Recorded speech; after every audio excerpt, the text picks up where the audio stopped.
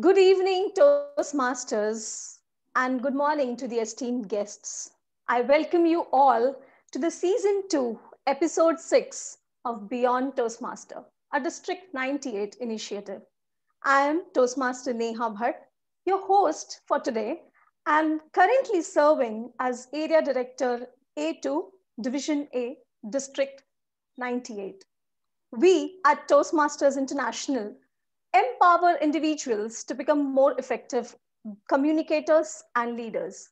And at District 98, we align this with our mission that states we build new clubs and support all clubs in achieving excellence.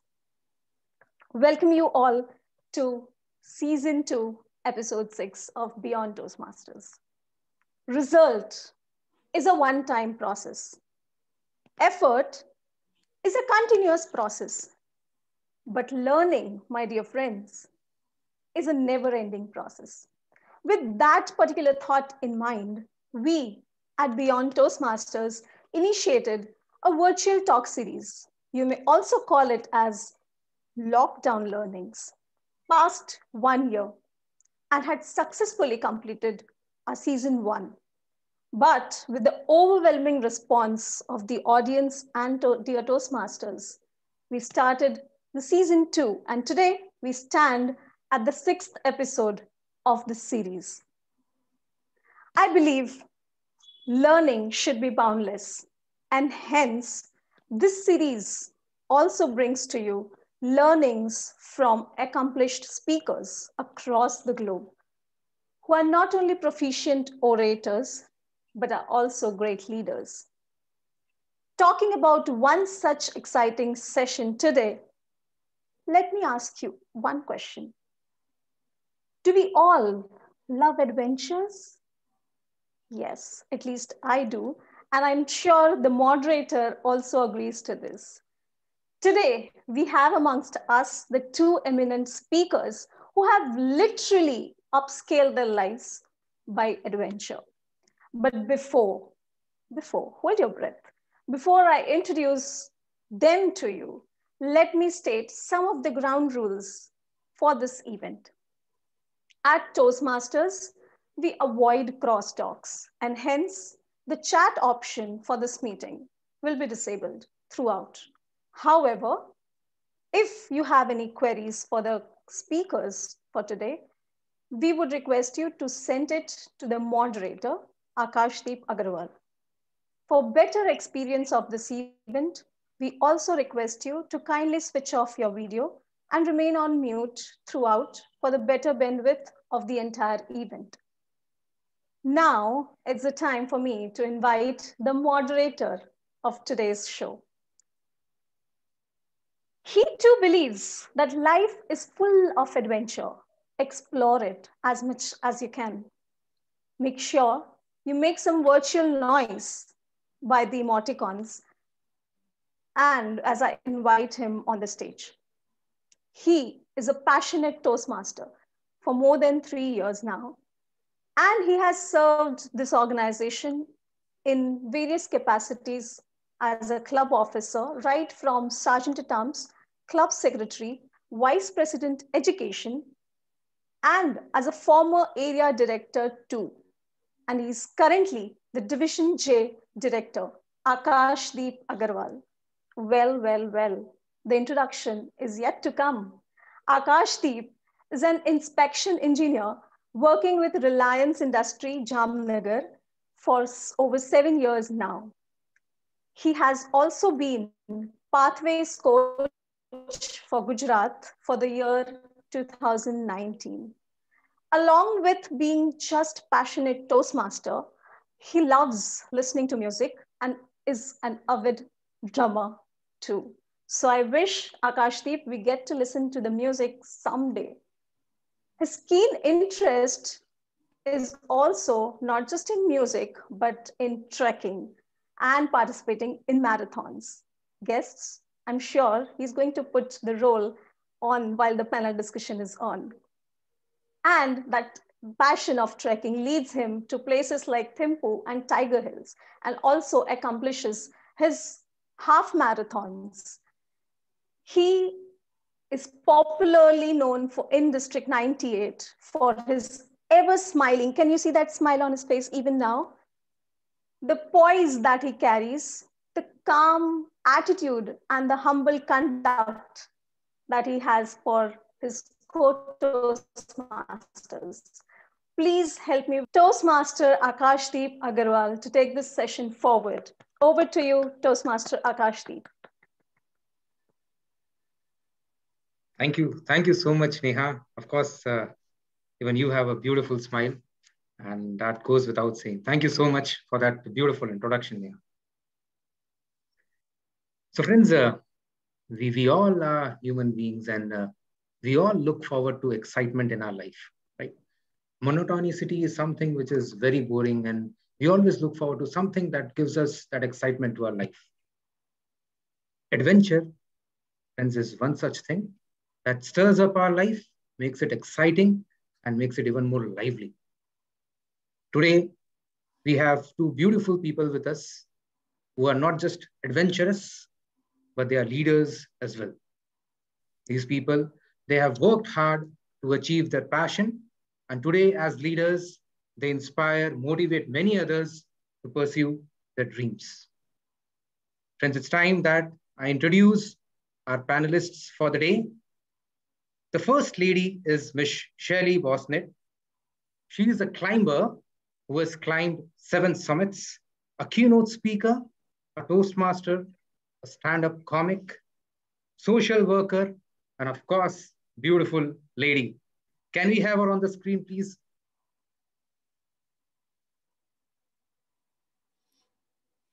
We also have another keynote speaker, Miss Nudzejma Softic. She is the first woman in Europe to run a marathon in hijab.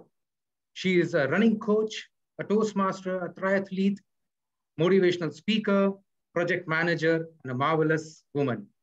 Can we have her as well on the screen? A big round of applause for both these ladies.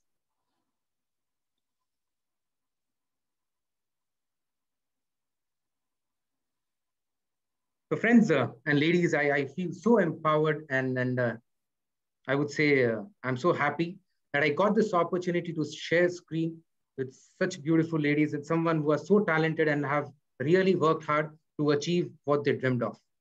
And I'm also thankful to Manidi to give me this opportunity to be a member of this initiative by District 98, that is Beyond Toastmasters. So friends, we'll now start with the panel discussion. And we'll start with Shailee first. Shailee, the climber, right? In 2008, you climbed, or rather conquered Mount Everest, the highest peak in Asia.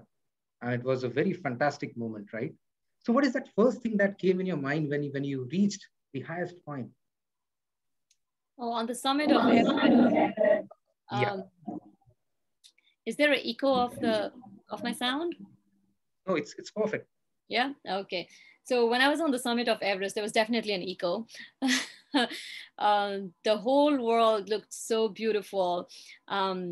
You are on top of this mountain and you have to look down to see the other big mountains. On your way to Everest, you see these giant mountains and you're this tiny speck, right? And then that changes and you're up somewhere and these same big mountains, now you have to look down. The whole cloud blanket is below you. You see the curvature of Earth. And so it's just a beautiful play of white and blue color. And I just felt one with nature when I was standing on top of Everest. And I was thinking, if I send some love from here, it can reach everybody on the planet. So that's a gift I brought back from Everest. I've only been on Everest once, but even today, if I know that my friend in Australia needs some love, you know, I will pray to Everest to broadcast some love to her. And that helped me establish a connection with nature in a way. Today I could be next to a tree or, you know, just looking at the sun or next to a water body, and these elements go around the whole planet, right? So now I'm like, you know, send some love to those who need it right now. That's what I was almost meditating on the Summit of Everest. Wow. It felt as if we all are there. You made it so lively for each one of us. Thank you, Shailee. But there's one more thing I would like to add to it. So before going into climbing, you were a journalist for a couple of years, right? So Yes. for people like me, what we can think of is engineering to management. But you went from journalism to mountaineering, right? So that was a drastic change. And what was the turning point that made you move from journalism to climbing? Can you please share with us that?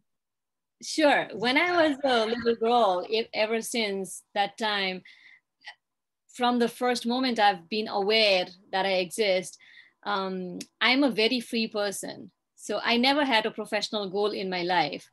I look at life as a party, as a journey, as human beings, for even if I live super long, I'll probably live 100 years, who knows? Okay, even if I live 200 years, that's a little bit of time in the scope of the universe, right? So I always look at myself as I'm here on this planet, and if I cry all my life, I'm gonna die. If I laugh all my life, I'm gonna die. So why cry? I'm gonna laugh. So I always looked at life as I'm gonna party. So I never subscribed to the idea of having a profession, having a hierarchy of what you want to do. I was always free from that. And I am just always, even today, if I look into the mirror, I'm like, oh my god, I'm a human being. So I can write a poetry, I can go to the moon, I can climb a mountain, I can make a movie. So we have the amount of freedom. Like, I used to think as a little girl that elephants are bigger, but they don't go to the moon. Tigers are stronger, they don't write poetry. We can do all of that. So I've always been very free. Of course, there were times like, you go to school and everybody's like, what do you want to be when you grow up? And at one point I was like, doctor, but I kind of shed that early enough. And when I finished my education, I studied IT, and I realized I didn't want to be an IT person. So I started my career as a journalist. And when I was practicing journalism, it was amazing, but I felt, well, there's a lot of intellectual work here, but I don't feel any physical work. But I'm a human being, I have a body. So let me see what I can do with my body. So when this opportunity showed up, there was no thinking. I was like, the party continues. Well, thank you. Thank you so much, Shailee, for sharing your journey with us from a journalist to a climber. Well, I would now like to ask Nudzejma. Nudzejma, we have a similar question for you. So when you ran the first marathon, and after completing it, what was the first thing that came to your mind? Oh, many things came on my mind during those 42 kilometers, because it's really a long journey. And I always say that the biggest amount of time which I spend without my mobile or doing something on it. So I really enjoy myself during those 4 or 5 hours while running a marathon. So I really like it, but marathon really is not only those 42 kilometers. It's the whole process before that, while you're preparing for a few months to get to that finish line. So really, I enjoy running marathons. I run a lot of half marathons. Some of them I run to gain my personal best. Some of them I run with other people to bring them to the finish line, to enjoy that. And really, I did a lot of them, but the best of them were when I was running with someone, when I was bringing someone to that finish line. It really was like, I was really satisfied at the end, because I showed someone that they can do that as well. So it's nothing special, really. It needs only like consistency, and that you want to do something, motivation, and you have to stick to it for a few months. So I always say, if someone can run a marathon, he can do whatever he wants. So because it is a long process, and it needs like it needs a lot of effort to put into it to go to that to the end and to accomplish something. What do you want? So I always project that also on other things in my life. It is the same with master studies. It is the same with PhD. The same is with something, whatever you want to do in your life. Okay, you enjoy your moments, as Shailee said, but I am some kind of planner. I need to have something in the future what I want to gain. So I am a little bit different person, but the marathon is always a good example how to reach to that. Thank you, Nudzi. This is for the audience that Nudzejma, she has achieved so much in her life. She has completed 7 full marathons, more than 60 half marathons, and many triathlons as well. But Nudzejma, you do not have any childhood training in sports.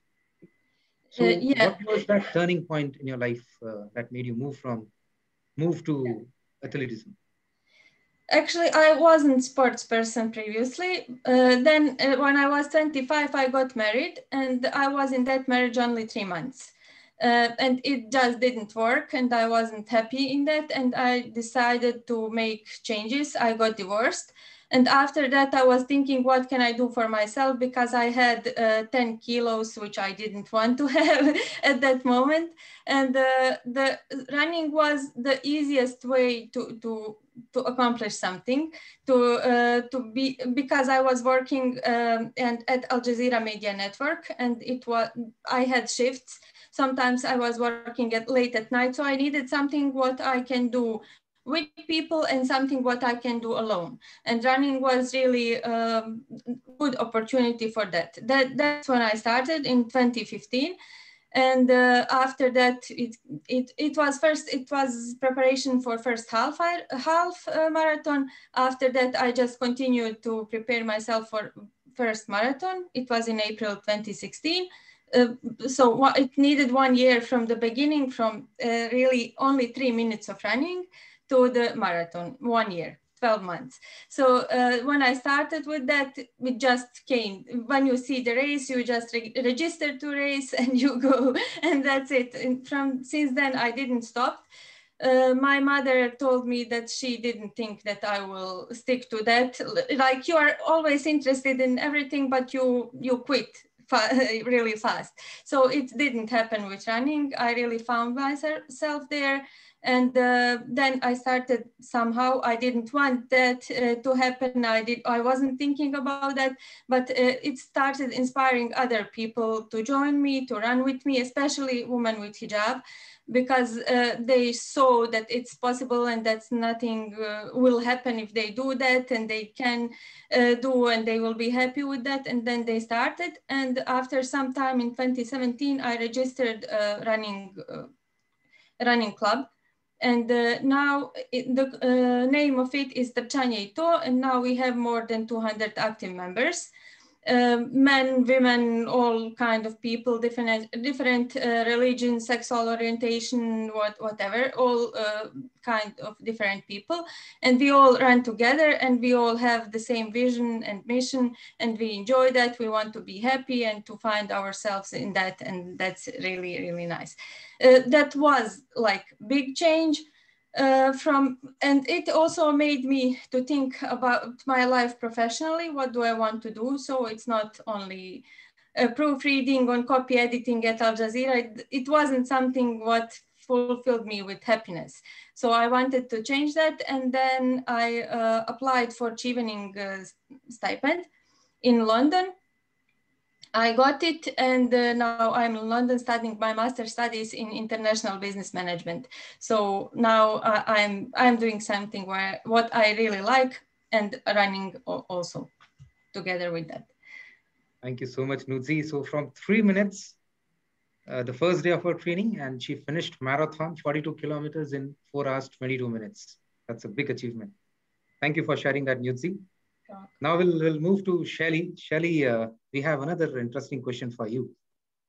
After conquering Everest in 2008, you conquered the remaining 6 summits in the next 4.5 years, right? Mount Kosciuszko in Australia, Mount Elbrus, Europe, Mount Kilimanjaro, Africa, Mount Aconcagua in South America, Mount Denali in North America, and Vinson Massif in Antarctica, right? So back then, things were not so simple. We did not have much resources available with us, and climbing used to be very challenging, and we hardly had resources to climb and to survive. But now we see that there are a lot of, I would say, support available, a lot of resources are available at our disposal. But still, when people climb, they die at times while climbing. But back then, we did not have so many resources available. Still, your team of 10 members, they went to the summit and came back safely and happily, right? So the question is, what did your team do differently that made it possible? Thank you.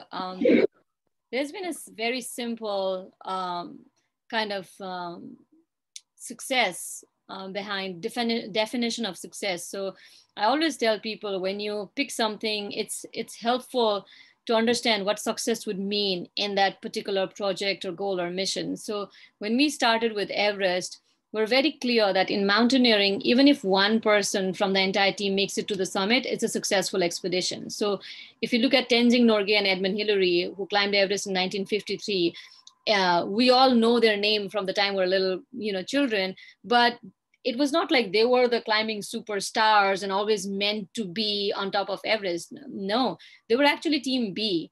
Team A was mobilized by the leader, Sir John Hunt. They got very close to the summit, but they didn't quite make it.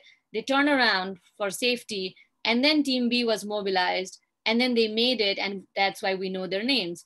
So as a team, you are this tiny little, as they say, cog in the wheel. You play your part every day diligently. It's not like the spotlight is going to be on you. You're never the chosen one. I always joke that, I love the Harry Potter, but I don't believe in being the chosen one. Nobody is the chosen one. You do your duty, you do your dharma, however you say it, you do your part. And then if it's meant to be, that time will come when you'll be on the spotlight. So that's what Edmund and Tenzing did. That's what Junko Tabe, the first female to climb Mount Everest, she did. We got to meet her later, and she told us there was a team of 15 women from Japan, and she was the one to make it in 1975. Now, you don't look at these expeditions and say, oh, only one or two of them made it, like they were such a big team. So we took a cue from that, and we said, we're a team of 10 women. But even if one person makes it on the summit, you're successful as a team. The bigger goal is for everybody to come back alive and intact. That's the bigger goal. And if more people can make it in that process, great. But it's never the goal for us to be fighting and competing and pushing to be on top. That was never the case. Fortunately, on Everest, all 10 of us made it to the summit of Everest, and that's very rare in mountaineering. So our team became the largest and most successful women's team ever to be on Everest. But when we started the Seven Summits mission, we started as a team of 9. We made it in Kosciuszko in Australia, and then Elbrus in Russia. After Elbrus, there was, as you mentioned, fundraising became a nightmare. We had big loans. We couldn't make decisions because we had no funds. So 2 of our members quit the team. So we became a team of 7. And then the 7 of us climbed Kilimanjaro 2 years later. It was a tough journey, not the real climb, but the fundraising and getting there in a gap of more than 2 years. Very emotional ride for us, but that made us really mature. But when we went to Aconcagua, South America, I could see the summit with my eyes. It was only 2 hours away, but I had a frost nip, which is the beginning of frostbite. And my other friend had also some chest issues. So there were 3 of us, and we decided to turn around while the 4 of our team members went ahead. So I personally did not make it on Aconcagua, but when we came back, we celebrated. And it's nice to say, even if one person makes it to the summit, you're successful as a team. But then that moment when you have to make the decision, you are not going to make it, you still have to be as comfortable. You can't let your ego bite into your being and have the sense of, oh, I didn't make it, I'm a loser, I'm an underachiever. You can't do that to yourself. And more importantly, you cannot do that to your team. Because imagine with a frostbite, if I go up, on my way back down, I'm risking my safety. And by that, I'm risking the safety of my teammates and other people on that mountain too. and that would make me a loser, right?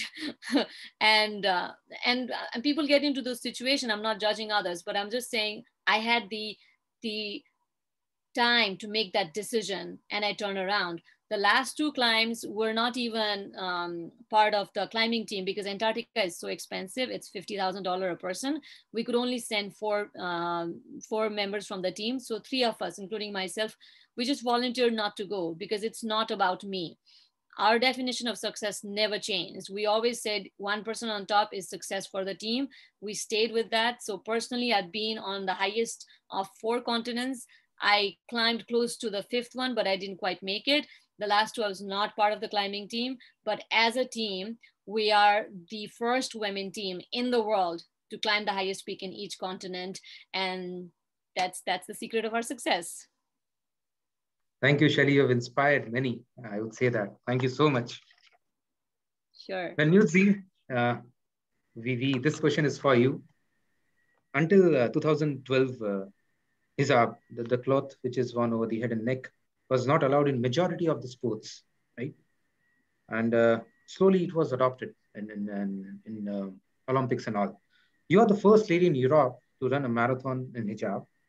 Some people think that hijab should stop you from running, traveling, hanging out. Some say that you should not wear hijab. Some say it's none of their business. So there are comments and obstacles which affects us a lot, right? So how did you feel when those nasty comments were made to you? What went through you? What you felt when those comments were made? I felt actually really good because I knew that I'm breaking prejudices. So it was some kind of satisfaction when you are doing something really well. But while they are talking, it means that you are doing really good, that you are loud, that people listen to you, that people know what are you doing. And if they are afraid just because they are going out of their comfort zone. I did it as well, but I was ready for that. But many of people are not ready for that, but eventually the time comes. So many of the people who were talking to me like that in the beginning joined me after that. So now that is really the best satisfaction you get when you are breaking some prejudices about something. It is the same with hijab. Now many women with hijab run, and the Nike made that sports hijab, Capsters as well, many other sports brands, they made that special sport hijab. In the beginning, I didn't have them, and I didn't have proper something what is proper to wear while am I running. So I ran in those little skirts over those running gear, and I didn't need that, but I wanted to grab attention of the people who are doing it, that they see that we don't have something what is proper to us. So then everything started, and I'm really happy for that because I saw something is changing. And I wasn't, in the beginning, I wasn't even aware of it, and I wasn't planning to do that. It's just like Shailee said, eventually it comes. You are doing your part of the job and everything else happens by itself. And I started inspiring people, even at my job. All of journalists were around me. 7 of my colleagues ran half marathon in few months after I started. And one of my colleagues, she was inspired by the story by doing something first time. And she told, okay, I was a journalist, now I want to make a film. I want to make a documentary about something. And I'm doing it first time. You did that first time. Let me make my first documentary about your story. And she made it. And we have a documentary film named Little Star Rising. It is about my journey from the beginning to the 2 years before when we finished it. The premiere was at Sarajevo Film Festival. And then we had the premiere as well in Canada, in Luxembourg, in many countries. But then COVID-19 started, so we were blocked for that. But eventually we will continue with that. Talking about that, I would like to share just the teaser that our audience sees a little bit of it, if you agree with that. Greatly, would love to. Thank you. Thank you for that. No problem. Only a moment.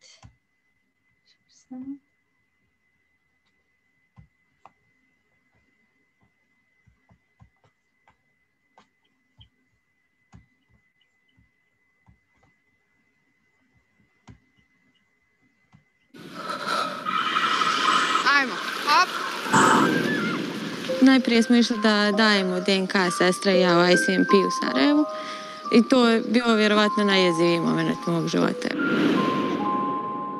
Kad se sjetim kad smo ušli u tu tišinu, u taj sterilizirani prostor, ono gdje apsolutno nema, nikad nisam osjetila u stvari neku dublju tišinu.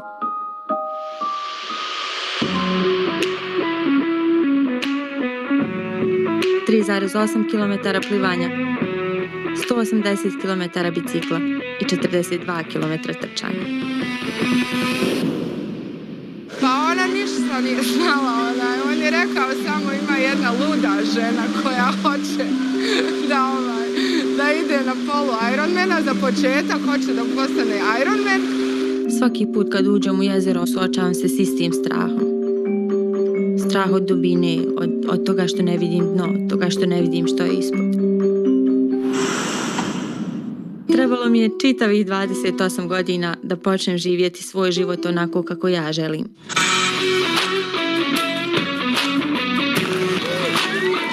Dotle je ta tehnologija došla.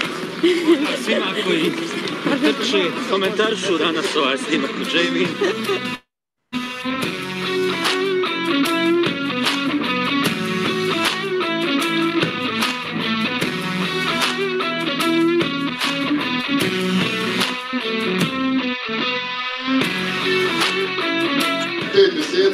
Kasnije, 35 kila manje, puno suza, radosnica i znate kako je s Nudzejmom, samo plaćajte osjećaj.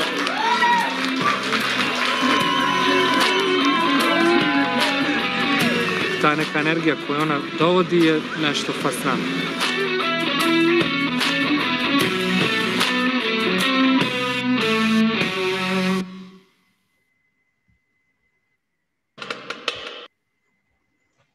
So that was one part, just the trailer of the film. I wanted just the audience to see a little part of it, how it looks like. That was so fascinating, Nudzi, and so inspiring. Thank you for sharing that. Thank you. We'll now ask Shailee the next question. So Shailee, you had a group of 10 women, right? And out of those 10, 6 were from different community. Am I correct? Yeah. So, and you used to lead the team, right? Yeah, so for Everest, I was not the leader, but after that, for the 7 Summits mission, I was the leader of the team. So when you are leading a team and you have all women team, what I understand is women, they love talking a lot, right? They keep enjoying it. So when we talk, there are chances that we come to know about each other's differences, right? And at times it may lead to conflicts. Right. So as a leader, you would have come across many such situations. Can you please share how you used to resolve those conflicts and how you used to manage the entire show? Okay, so first of all, I think your question is really about the conflict. So it probably has nothing to do with women talking or not, because I think men talk as much because the world is, as we know today, run by men. So if they don't talk, I don't know how they do their jobs. Maybe they need to talk more and they'll do better jobs. But regarding conflict, I think I always say this, whether you are children and your relationship with your parents, or your spouse, even if you have a twin that you shared your mother's womb with, conflict is human nature. No two people agree on the same thing. My best friends that I absolutely love, when we say let's go for a movie, we want to go see different movies. That is a conflict. So how do you resolve that, right? So any human interaction, there will be disagreements, and the degree of disagreement will make it just a little fun, little banter, or a full-blown conflict. That's all that is. Now, when you are dedicated to a mission, like climbing a mountain or the 7 summits, more mountain than one, you have to definitely have a good radar for where your team is going. That's more important than anything else. I was not the leader for the Everest mission, but in a way, all of us have our responsibility in gearing the team towards the right direction. So we all did what the leaders were also doing, helping raise funds, training, of course, leading these little different components of the mission to Everest. When the 7 summits journey started, we were 7 of us, and we're still representing 6 different ethnicities from Nepal. And it became more difficult because after Everest, it was such a huge success. We're all over the front pages, international news, the prime minister is talking about us, like all the important people you can think of, they're talking about us. We're getting so many, medals and felicitations and all of that. So we're like, wow, so people must be supporting us. It should get easy from here. And that's why we picked this massive challenge of 7 summits. If we had known that, the outcome will not change, that people will be like, you girls are amazing, but you know what, we can't support you right now. The economy is not great, or the political situation is too hostile. They'll find other excuses. Before Everest, they'll be like, oh, you can't do it. You're too small. You're a woman. You're young. You don't have experience. This is overambitious project. Everest is too big. You're too small. So before Everest, those were the reasons. After Everest, oh, you're amazing. You can do whatever you set your sights on, but we aren't in position to support you right now. So the language changed. The outcome did not. Okay, so when that happens, it becomes even more important to keep your team together. And you don't know what frustration seeps in. It is the pressure of the fundraising, lack of funds. It could be financial situation at home. It could be the vision you have for your individual life. So you don't know what is seeping in. So as a leader, in a nutshell, what I can tell you is that the common goal, as long as it remains the same, all the other conflicts, they become small. If everybody in the team is still chanting Everest, Everest, Everest, Everest, Everest, 7 summits, 7 summits, 7 summits, then our little fight of, I want to buy a trekking boot. No, I want to buy a full on mountaineering gear. That becomes too little because we're dedicated to something bigger than ourselves. But when you know that this is becoming bigger than your goal, then you know that this person's common goal is not aligned with the team's common goal. So sometimes you have to let people go, or sometimes you just have to remind them. And by the way, I hear you, you're right, you have valid concerns here, your approach is different, but I see that you're still trying to contribute to the bigger goal. And we're all trying to do that. So we're on the same team. We're not on a different team. So that's the approach, all of us. And yes, I led the team, but all of us were leaders in the team. We had different responsibilities, and we all helped each other. We didn't have a hierarchy that one person is a leader and the others are followers. No, we are all assuming our responsibility for the different things we're better at. I'm not good at everything. So, and a lot of laughter. Oh, we don't get offended. We make fun of each other's everything, from our accent to ethnicity to where we come from, and we know how to take jokes. And when you're doing something so heavy duty, climbing mountains and all of these things, there's so much stress. You need to have that kind of safe space where you can be yourself, where you can crack jokes, where you can cry, where you can laugh. So it's very important to have that bonding. That really helped us. So we had millions of conflicts, but our dream, if this is conflict and this is your dream, you always have the choice. Are you going to hold on to your dream, or are you going to hold on to your conflict? Fortunately for our team, it was not a big deal for us to hold on to our dream. Thank you. Thank you so much, Shailee. You are an excellent manager when it comes to managing conflicts. Thank you so much. Nudzejma, this next question is for you. Often people call you the Iron Nudzi, right? You are a great runner, a triathlete, swimming, which is 3.8 kilometers, followed by cycling, 180 kilometers, and followed by marathon, that is 42 kilometers in this order, right? Yeah. But there are very few who know that you fear water. We just now saw it in that video. You fear water, but still, when it comes to triathlon, or rather half Ironman, where we have to swim for 2 to 4 kilometers, right? So beyond your fear, you went and you swam across the entire 2 to 4 kilometers. So how did you do that? We all have some fear. Even I fear going into the water, and I have not understood as to how should I overcome that. So how did you do that? Let me first say I finished half Ironman twice, but I still didn't go to full Ironman. I should previous year, but COVID-19 started and it was like postponed. Then I changed it to Ironman UK this year. Then still I'm not able to train for this. So maybe 2022 it will be the year. So we'll see. But I am preparing myself for that because it's my like final sports goal. I want to do that. So when I was starting to think about it, should I go to half Ironman? Because many of my friends actually, they were preparing for half Ironman. And I started thinking, why shouldn't I try that? And I want to support two of my friends to Ironman, half Ironman in Austria. And when I saw all of that, how it goes, I thought next year I will be here. I will compete here. And they were laughing so much because I was so afraid of the water and they knew that and like, okay, okay, we'll do that. Let's see. And I registered immediately when I came back. And I didn't even know how to swim. I had fear of water and I didn't know how to swim, but I registered myself. And then I forced myself to prepare myself for that.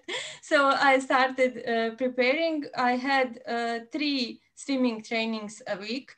I had a trainer, Coach Anya. You could see her in this trailer. And she was really patient with me, and she was telling to everyone there on the swimming pool, we are going to Ironman. Like I was so ashamed. What Ironman? I don't know even how to swim, and I was afraid. And so, but she really was very supportive, and I always say that is the biggest lesson I learned. What people can do if you support them, if you support their dreams, if you believe in them, if you don't tell them you are small, you are over ambitious, you can't do that. Yes, you can. Whatever you want, you can. If you want, you will do it. If you don't want, you will not do it. And that's so simple. So it's really all about the motivation. Sometimes it's like coming from inside. Sometimes you have to register yourself to that to go to it. So there are different kind of motivations. This was mine, and then I started. So it was not easy. It was really not easy. When I learned how to swim, when I went first time to the lake, I was so afraid and I couldn't even, whatever I learned, I wasn't able to do that on the lake. It was totally different, like fear totally blocked me. But that day I started crying and I couldn't go inside the water and I was so afraid, etc. And then we just went to sleep that day, finished, enjoyed the day. Next morning we came again and I started from the beginning, and then it was much better next day. So just don't quit. If it doesn't go from the beginning, maybe you just need some time. Maybe it's not the right moment, but you will eventually get to it if you stick to it, if you really want to do it. So I think every time after that, when I went to the lake, it wasn't easy. But if I was repeating that every day, on 10th day, it was really easy. So again, if I make pause for half year or 1 year from summer to summer, then again it's not easy when I go into it. But I know now I know when I go once, twice, 3 times, 100 times, it will be much better after that. So that was what I was repeating to myself all the time. And what I saw and what I learned from that experience is okay, you are afraid, maybe you are afraid first 100 meters, but then you will go into that lake, you will enjoy that lake, you will enjoy that swimming, you will enjoy the mountains around that lake. So it was really like that. When I went to my first half Ironman in Austria, that what I said, I will be here next year. I went there and I swam those 2 kilometers and I really, really enjoyed those 2 kilometers. And so I think no one was more happy than me that time. Thank you. Perseverance is the key, and I would also like to know, Nuzia. So while swimming, since you have to cover your hair, how did you manage that while swimming? I have swimming cap. When I put it, it's like silicone swimming cap. When I put it, nothing can be seen. But when I go to the transition zone to change my clothes to the bicycle, then I have a special place inside that tent where no one can see me while I'm putting my hijab on. So yeah. Thank you, and great dedication. Thank you so much. Of course, there is neoprene suit which covers my hands and everything, so it is totally good. Thank you, Nudzejma. You're welcome. Shailee, this next question is for you. A stand-up comic, and I got to watch a few of your videos on YouTube, and I was really fascinated by the content. So majority of the comics nowadays, they feel that if they use slang words to their comic, that makes, or rather gives the essence to that comic. But your comics are very clean, and still they are very interesting and gives a very good experience to each one of us. So how and why this transformation happened first, like from climbing to again comic, and I also heard that you are planning few comic for kids.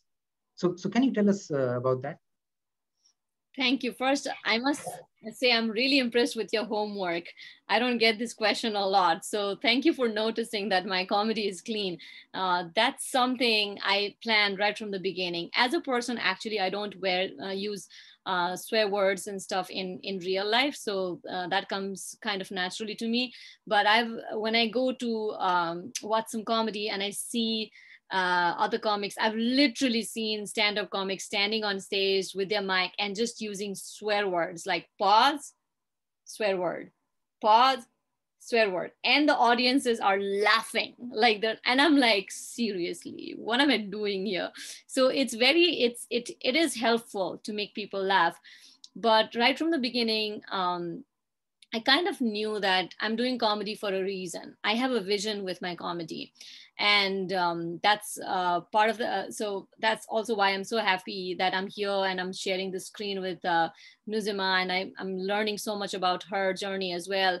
Because what I want to do with my comedy is I want to use it to bring female narrative in the mainstream entertainment, to bring the narrative of developing world, like Nepal, like India, all the other places, to the mainstream world. Because I really feel like, the mainstream entertainment today, let's just say, when I read First magazine and I see that Kim Kardashian is one of the richest celebrities in the world, I'm like, she's my inspiration. Because if the world is interested in Kim Kardashian and her sisters, I'm like, wait till I bring my sisters' stories, the survivors of trafficking, the girls I climbed Everest with, girl who was forced to get married at 14 and she found a way to Mount Everest, and now she's changing lives of other girls, helping them fight child marriage, helping them get their education. So there are real stuff in the world happening. When I watch these beauty advertisements, and there's this beauty advertisement saying, oh, 30, signs of aging, use this, look 10 years younger. And I'm like, when I'm waiting for a subway in New York, or I'm at a bus stop in Delhi, or at some, corner in Kathmandu, there are times when I've wished I looked 20 years older for my own safety. How come nobody talks about that?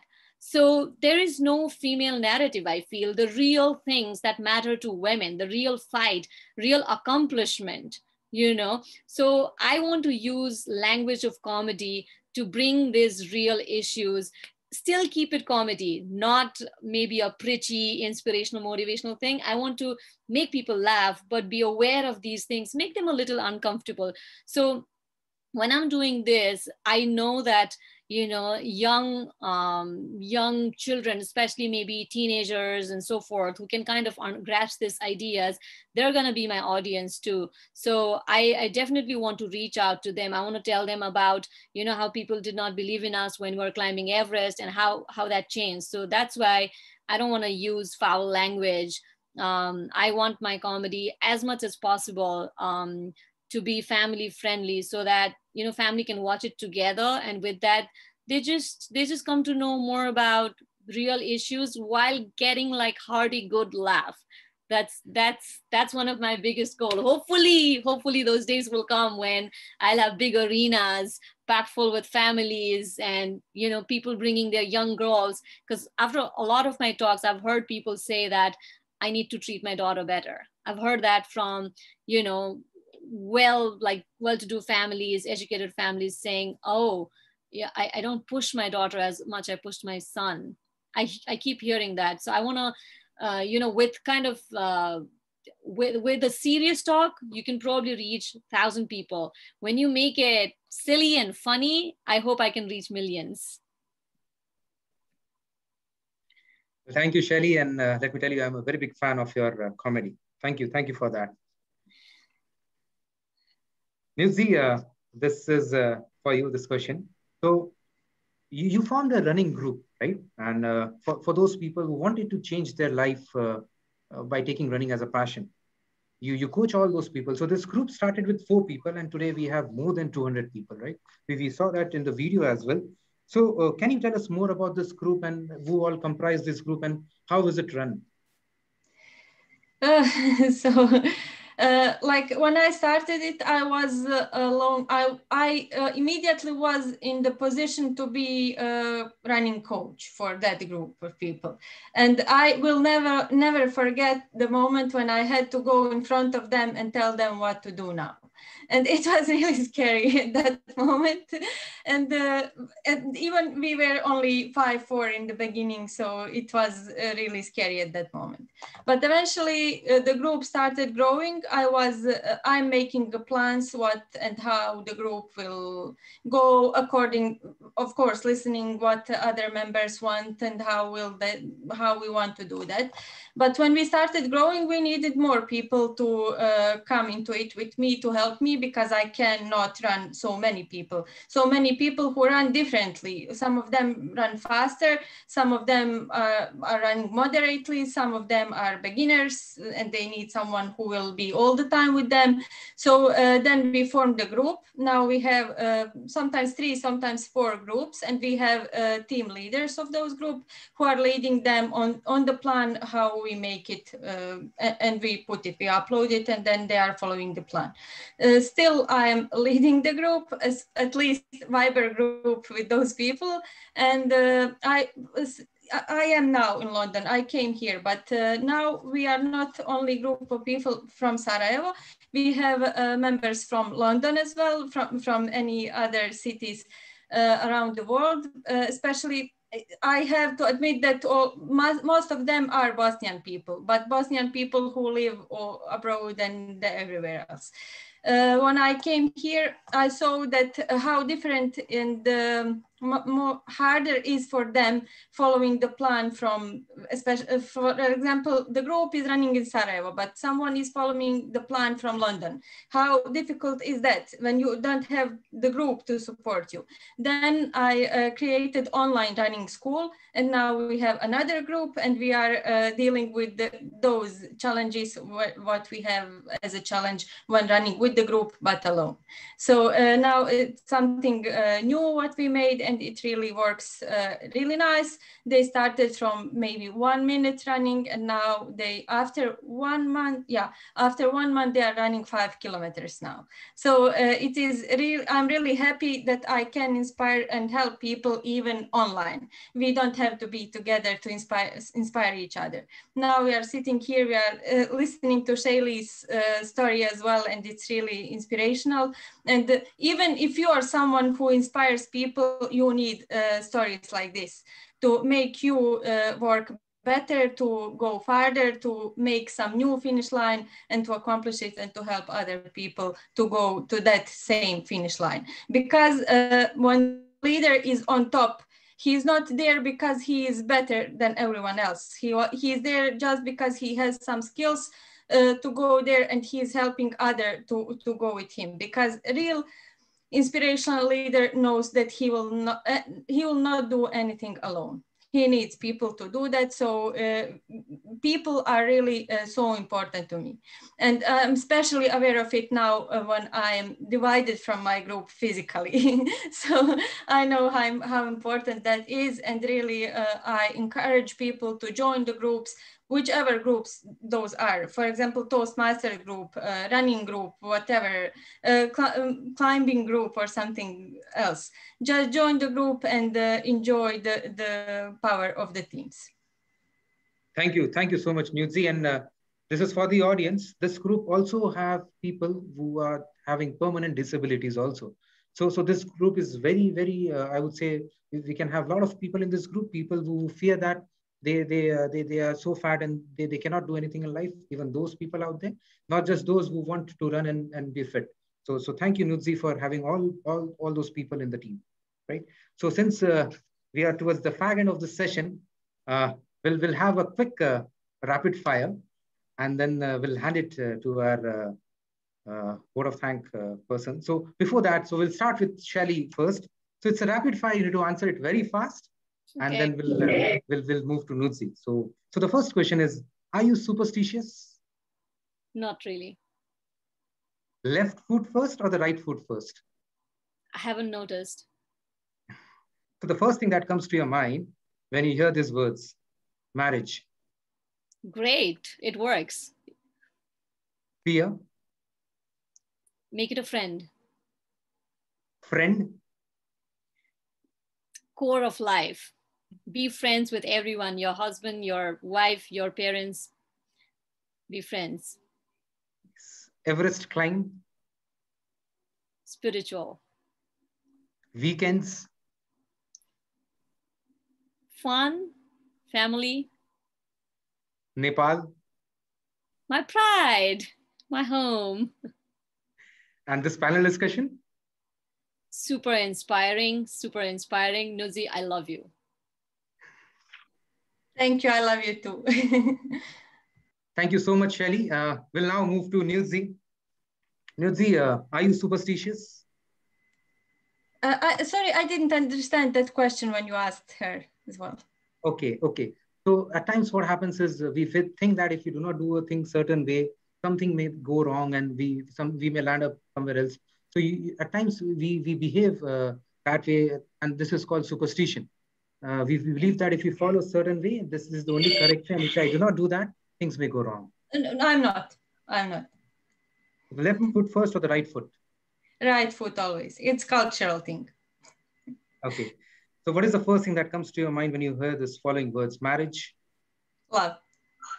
Food? Joy. Swimming? Fear. Bosnia? Home. Husband? Love. Toastmasters? Love as well. And this panel discussion? Motivational. Thank you so much, Nudzi. And friends, since we have come to the fag end of this session, I would request both Shailee and Nudzi to give us the best wishes to District 98. We'll start with Shailee, and if you could tell us in a sentence in Nepali, that would be very, I would say, close to us. Before that, can I take just a second? Because the first question you asked me was about the Summit of Everest, and I just want to kind of give you an actual view of that. So right from up here, this is how the world looks like. To District 98. Keep climbing. Afno sagarmatha chumनुहोस्.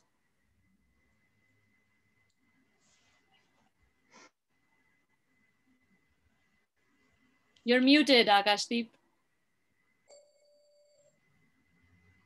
Thank you, Shailee. And now we request Nudzi to also please share your best wishes for District 98. In Bosnian, right? Yeah. Ok, uživajte u životu, uživajte u svakom momentu koji radite i vjerujte u sebe i sigurno ćete doći do cilja koji želite postići. Thank you. We could not get much of it, but we all understood that you both support District 98. And I once again thank both of you. It's today that I got to know you a bit, but even one step is important. And I really, I would say, I learned it from Shailee through her videos, that even a single step, though a single step, it's very important towards our goal. Thank you, friends, for being with us. And now I request all the visitors, all the viewers to please turn on your video. We'll get into a group pick, and then we'll move for the vote of thanks.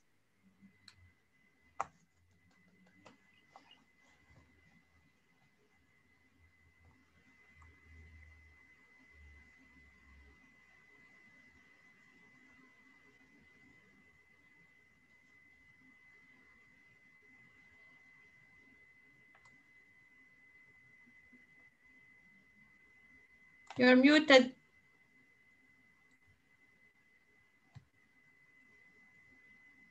Akashdeep, you're muted again. Yeah. So I'm so sorry and thank you for telling me about that. Now it's time that we move to the vote of thanks, and I'd like to call upon a Toastmaster, a person who's a Toastmaster since 2016, who has served District 98 in various capacities, not just as club officer, but as a district officer as well. Presently, he is the Program Quality Director for District 98, and professionally, he is Vice President of Procurement and Retail Estate at Blue Dart Express Limited. Please welcome Toastmaster Vinay Srivastava, DTM.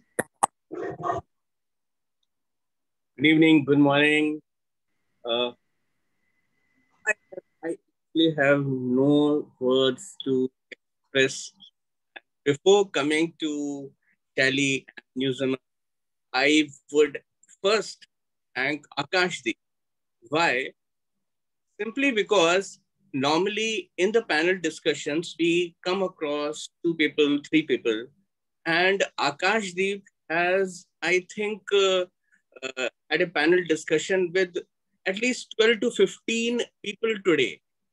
Because each one of you, I was just trying to note down, I was just trying to see climbers, stand-up comedians, social worker, public speaker, journalism, poet, triathlete, project manager.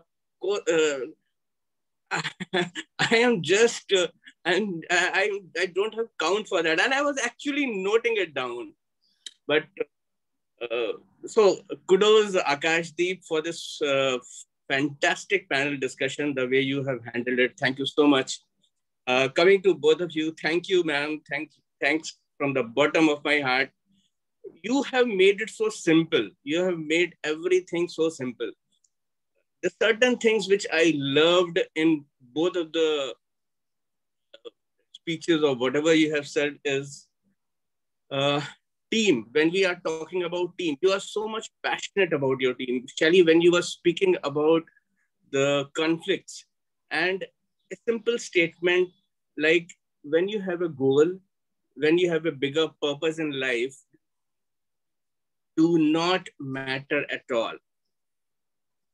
Then these conflicts do not matter at all. And I think these are the certain things which we will take away from today's session.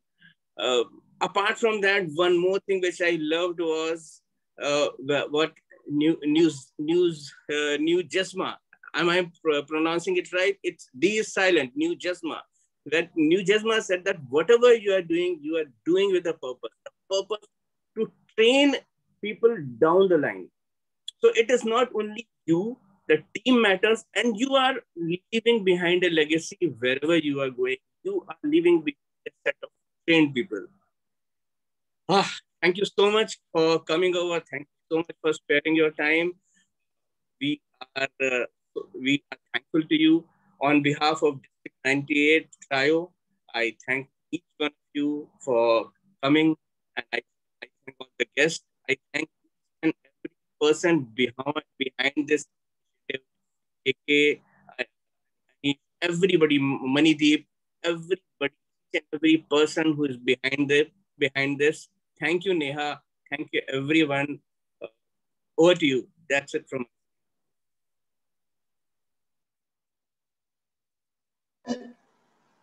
Well, thank you so much, distinguished Toastmaster Vinay Srivastava. And we would like to give this vote or token of appreciation to our speakers today. And this is to Shailee. Thank you so much. I loved listening to you. I was thinking you should go on and on and on and on. And we were all ears to you. So thank you so much for coming to Beyond Toastmasters and presenting your experience to us. Thank you, Nudzejma, for sharing your wonderful experience. Trust me, I'm somebody who's very fearful when it comes to climbing and running and all of it. And also I have fear for water, but I was thoroughly enjoying listening to you. So thank you so much for being present at Beyond Toastmasters and sharing your experience. Thank you for having us. I really enjoyed. And I feel motivated as well. Thank you. Can we have the next slide?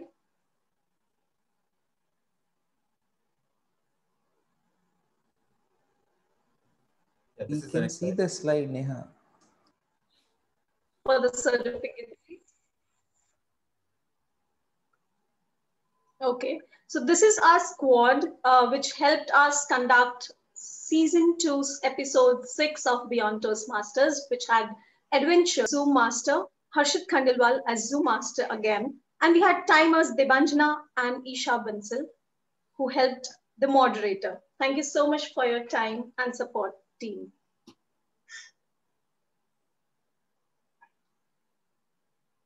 We would now request if you have taken the group picture, Zoom Master, so then we can adjourn this meeting.